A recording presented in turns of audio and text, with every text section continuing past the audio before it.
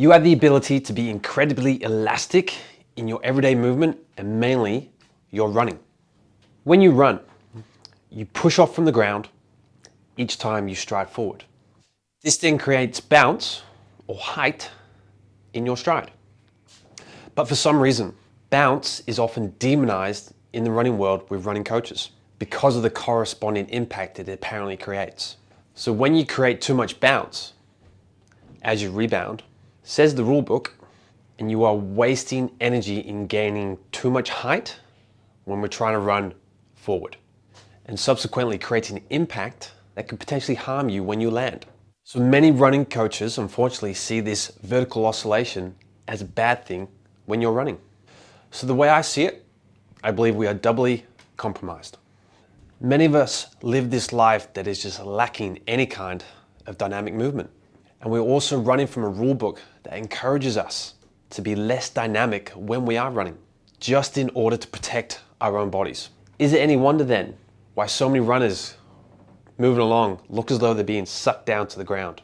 So by trying to minimize this bounce as to save against this impact as we hit the ground, you are in fact making next to no difference to the impact that you create, but instead are dissipating that load poorly, thus leading to a very jarring motion as you run that lacks all this dynamism that we need and actually increases your risk of injury.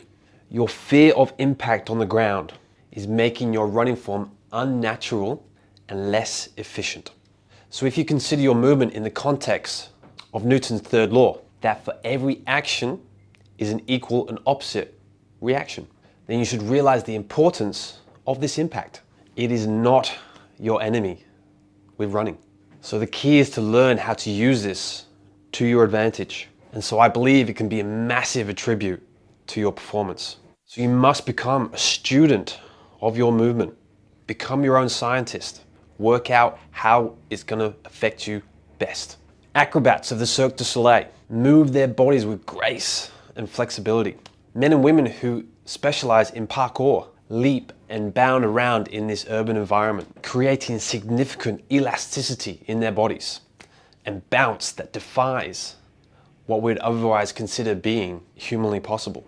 Olympic divers spend hours and hours on these little 1%ers in their movements in order to reach these optimal levels that stand them out from the rest to win that gold medal. Watch someone who plays footy, tennis, dance, or swims. They will display movements that join in with these natural lines of elasticity. We all require training in movement in order to perform the required actions effectively and efficiently. In fact, runners are the only athletes who, as a general rule, don't actually bother thinking about how they move and run, or about how they put their body into certain positions to help optimize their performance. Yet running is something that more of us do than any other movement on the planet. So how can that be?